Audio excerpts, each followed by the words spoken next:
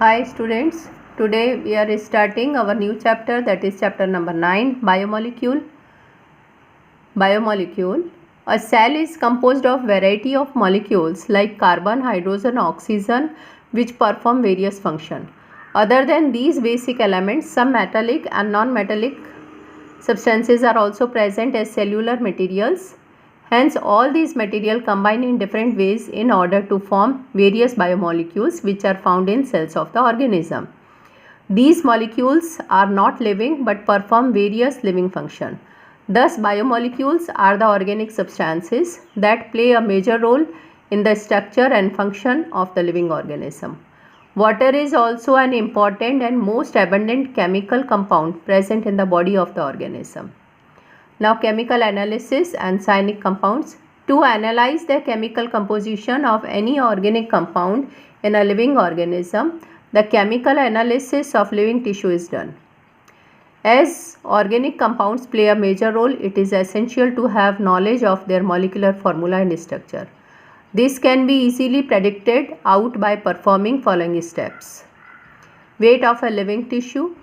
The tissue is then grinded in trichloroacetic acid, that is Cl3COOH, with the help of mortar and pestle, and the thick slurry obtained is then filtered through a cheese, cloth or cotton. This will generate two fractions of the solution, filtrate or the acid soluble fraction, retentriate or the acid insoluble fraction. The extract can then be subjected to numerous separation techniques. By successfully performing all these above steps, we can get an idea to molecular formula and probable structure of the compound. All the carbon compound that we get from living tissue can be called biomolecules. Ash analysis of inorganic compound and elements. After the analysis of chemical composition of an organic compound in a tissue, it is necessary to do the analysis of inorganic elements and compounds. It can be done easily by performing a destructive experiment that separate inorganic compounds from organic compounds in the form of ash. Ash is the remaining part of the api-living tissue which remains back after burning of all the organic compounds. Ash analysis is done in order to analyze the chemical composition of different inorganic compounds. For analysis, a small amount of living tissue is taken which is oven dried till all the water evaporates. This gives the dry weight. After the tissue is burnt completely, which result in the formation of ash. Thus, ash formed containing inorganic elements like potassium, sodium, calcium, magnesium, etc. Cellular pool. The sum total of different type of biomolecules, compound and ions present in the cell is called cellular pool. It contains more than 5000 chemicals. Now, list of representative inorganic constituent of living tissue is as follows. Now, component formula like जैसे sodium तो Na+, potassium K+, calcium Ca+, magnesium Mg+2, water H2O, compound NaCl, CaCO3, phosphate or sulfate, etc. Now we are starting with biomolecules. Biomolecules are smaller in size with low molecular weight. Biomolecules can be inorganic such as water, minerals, salts, gases or organic compounds such as sugar, amino acid and nucleotides. All these compounds mentioned above are soluble fraction of filtrate except the lipids which occur as insoluble fraction of filtrate as they are mostly found in cell membrane and thereby forms vesicle which are separated as an insoluble pool. Now we are starting with carbohydrate. These are the organic compounds mainly made up of carbon, hydrogen and oxygen. They are defined as polyhydroxy aldehydes and ketones. These are produced directly by the plants during photosynthesis.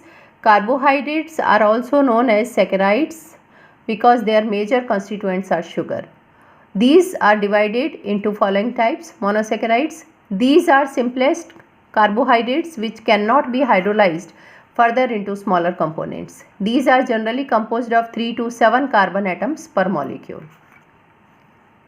Now we will see, you can see this formula: glucose CH2O OH, HOH, OH, HOH. Now this is glucose and this is ribose. Glucose is C6H12O6 and ribose is C5H10O5. Now we are starting with monosaccharides. Monosaccharides are also known as reducing sugars because they have the free aldehyde, that is CH, or ketonic group, that is CO, and can be reduced Cu plus 2 of Benedict or Fehling solution of cuprous, that is example ribose, glucose or erythrose. Now they are of many types. Number 1, oligosaccharides. These are formed by condensation of 2 to 6 monosaccharides molecule. The bond between two monosaccharide unit is called glycosidic bond, and they are classified according to the number of their monosaccharide unit or monomers as follows. Disaccharide. These are the sugars containing two monomeric units and can be further hydrolyzed into smaller components.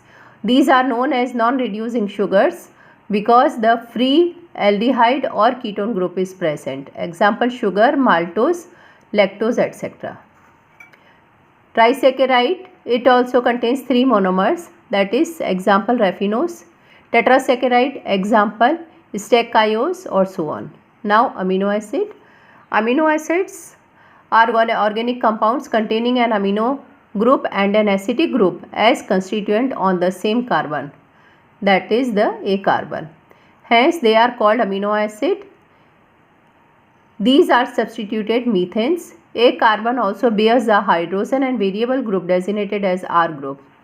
Thus there are 4 substitute groups present on a carbon which occupy the 4 different valency position. They are hydrogen, carboxyl, amino and R group. Based on the nature of the R group, there are many amino acids, as you can see NH2, H, C, R, C, O, OH, and R is the side chain of amino acid. The amino group accept a proton, whereas the carboxylic group donate a proton.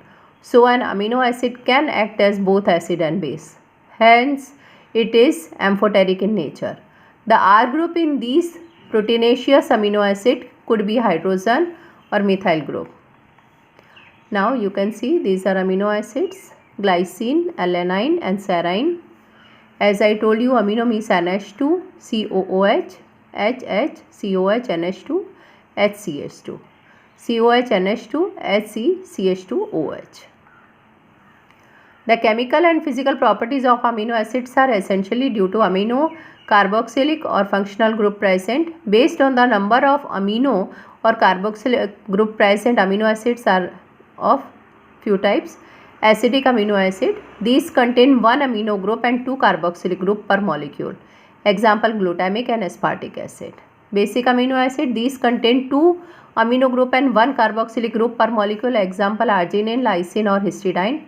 Neutral amino acid. These contain 1 amino group and 1 carboxylic group per molecule.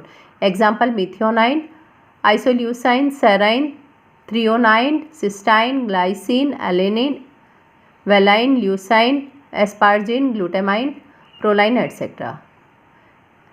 And last one is aromatic amino acid. These contain aromatic rings in the side chain.